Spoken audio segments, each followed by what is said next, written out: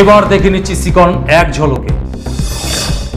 সিতাই বিধানসভা কেন্দ্র এলাকার বড় শোলমারিতে হলো তৃণমূলের ভোট প্রচার।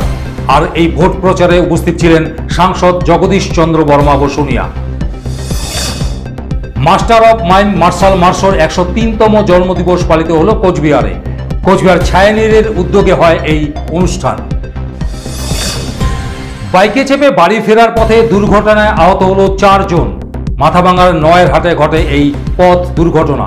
আহতদের উদ্ধার করে শীতলকুচি বিধানসভা কেন্দ্রের তৃণমূলের প্রার্থী হরিহর দাস।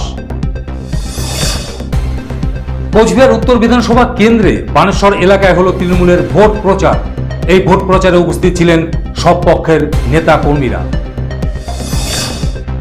ভোট আবহে অর্থনৈতিক লেনদেন নিয়ে সতর্ক থাকার পরামর্শ কোচবিহার জেলা ব্যবসায়ী সমিতির।